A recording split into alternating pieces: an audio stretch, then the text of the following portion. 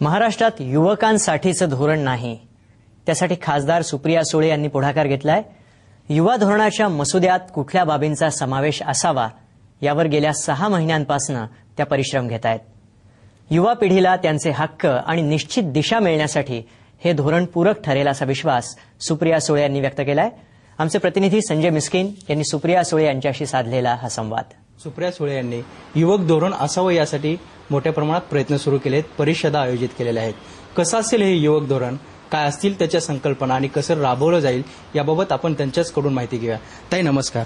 युवक धोरणाची जी काय आतापर्यंत उणीव आपल्या राज्याला भासत होती, तुम्ही त्याच्यामध्ये अग्रेसर होऊन सहभागी होऊन मोठ्या प्रमाणात प्रयत्न सुरू केले आहेत। काय कन्सेप्ट आहे नेमकी युवक धोरणाची, काय इम्प्लिमेंटेशन असतं? कॉन्सेप्ट एवढीच आहे की आपल्या देशात आणि संपूर्ण जगात कुठेही गेला तरी जशी महिलांसाठी पॉलिसी असते, अपंगांची असते, शिक्षकांसाठी असते, आरोग्यासाठी असते, तशीच युवा पिढीसाठी ही कुठेही तुम्ही जगात गेला तर पॉलिसी असते। महाराष्ट्रात अशी स्पेसिफिक काही पॉलिसी युवासाठी नाहीये। आणि मला वाटतं आजकालच्या शिक्षणाच्या ज्या अडचणी बघता, नोकऱ्यांच्या अडचणी तुम्ही बघता, किंवा युवा पिढी अनेक ठिकाणी ड्रग्ज असेल, एड्स असेल, ह्या सगळ्याची माहिती असेल, असे अनेक युवा पिढीचे प्रश्न असतात। आणि आपण नेहमीच म्हणतो की मच्युअर झालं की सगळं समजतं, पण मला वाटतं टेक्नॉलॉजी, आज कम्प्युटरमुळे ज्या गोष्टी आपल्याला 25व्या वर्षी कळल्या आज 10-15 वर्षाच्या मुलांना कळतात। मोबाईल फोन फॅसिलिटी, त्याच्यावर असणारी माहिती, त्यामुळे जग खरं तर तुम्ही मला विचारलं तर लहान होत चाललंय। तर ही सगळी माहिती ह्या युवा पिढीला असावी आणि त्याच्यातून त्यांना समान हक्क मिळावे आणि हक्काचं चांगलं दर्जाचं शिक्षण कुठे मिळेल, तुम्हाला करिअर काय करायचं आहे त्याचं गायडन्स काय करायला लागेल, हेल्थसाठी काय असेल, ड्रग्ज घेतले तर काय प्रश्न होतात, एड्सचे काय रिपरकशन्स असतात, चुकीची माहिती कधीतरी मुलांना असते। त्यामुळे सगळे वेगवेगळे विषय, आणि हे फक्त माझ्याकडून नाही, मी त्या पिढीत बसतही नाही आता, पण ही पॉलिसीमध्ये अशा लोकांचा सहभाग असावा पॉलिसी करण्यात ज्या वयोगटासाठी आपण हे करतोय। म्हणून त्या वयोगटातली सगळी मुलं घेऊन मग काही कॅम्पसमध्ये असतील, कोणी शिकलेली असतील, कोणी शेतकरी असतील, कोण ड्रॉपआउट्स असतील, आणि वेगवेगळ्या फील्डमधली सगळी वेगवेगळी मुलांना एकत्र घेऊन त्यांना काय म्हणायचंय त्यांच्या परिषदा घेऊन, त्यांची चर्चासत्र घेऊन त्यांच्याकडून त्यांची मागणी शासनाकडे मांडण्याचा उपक्रम हा या युवा पॉलिसीमधून यशवंतराव चव्हाण प्रतिष्ठाननी गेल्या 6 महिने ह्याच्यावर आज काम करते। युवक आणि क्रीडा हे एकत्रित मंत्रालय दोन्ही देशाच्या पातळीवर आणि राज्य पातळीवरती आहे। तुम्हाला असं वाटतं का की याच्यामध्ये कुठेतरी बायफर्केशन होऊन केवळ युवक कल्याण, की ज्याच्या युवकांसाठी निधी मिळत नाही अशी एक तक्रार आहे, क्रीडावरतीच सगळा निधी खर्चला जातो, तर त्याच्यामध्ये काय नेमका उपक्रम कशा स्वरूपात राबवला हवा?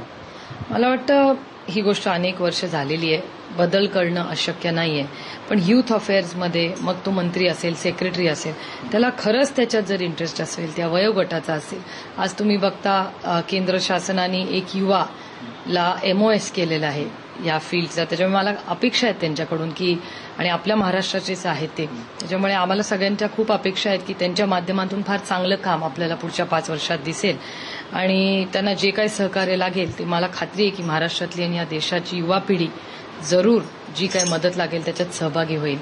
पण हे करत असताना त्याबरोबर कॉन्फिडन्स बिल्डिंग करण्याची गरज आहे। आता तुम्ही सगळं ऍडमिशनचं बघताय, 90-10 जे काय असेल तर महाराष्ट्र शासनाने निर्णय घ्यावा, पण हे सगळं एकदा ऍडमिशन प्रोसेस झाल्यावर मी आग्रहाची विनंती महाराष्ट्र शासनाला करणार आहे की ऑगस्ट ते डिसेंबर तुम्ही एक काय जी पॉलिसी असेल ऍडमिशनची ते एकदा काय तो निर्णय घ्यावा। मी जर 10वीतली पालक असेल, आधीच मला टेन्शन असतं परीक्षेचं, त्याच्यानंतर टेन्शन असतं ऍडमिशनचं, मग करिअर, फार महत्वाचा त्या संपूर्ण कुटुंबासाठी ते वर्ष असतं।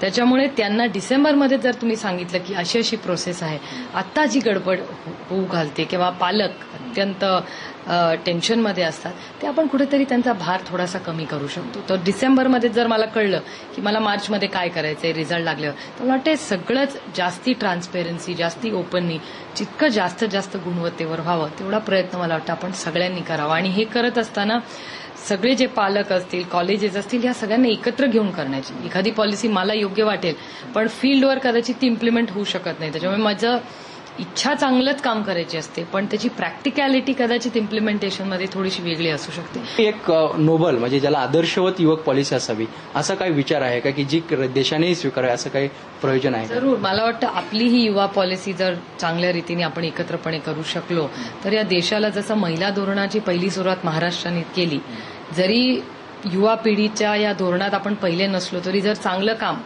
आपण करून दाखवलं तर मला खात्री आहे की जसं देशात आपली ओळख अजून ह्याच्या महिलांसाठी आहे तशीच युवा पिढीसाठी काहीतरी नवीन एकत्रपणे केल्याचं काम ह्या माध्यमातून जर झालं तर मला वाटतं महाराष्ट्राची मान आणखी उंचावेल. धन्यवाद ताई. ह्या होत्या खासदार सुप्रिया सुळे. युवकांनी जे काही केलं आहे आतापर्यंत त्याला आणखीन जर विधायकतेला जर न्यायचं असेल तर अशा प्रकारच्या धोरणाची आवश्यकता आहे. आणि महाराष्ट्राची ओळख आजपर्यंत अनेक क्रांतिकारी निर्णयामध्ये झाली. अशीच एक ओळख जगाच्या पाठीवर आणि देशाच्या पातळीवर व्हायची असेल तर युवक धोरण हे एक मोठं पाऊल ठरेल असं त्यांनी मत व्यक्त केलंय. कॅमेरामन नितीन जाधव सह संजय मिस्किन, साम मराठी, मुंबई.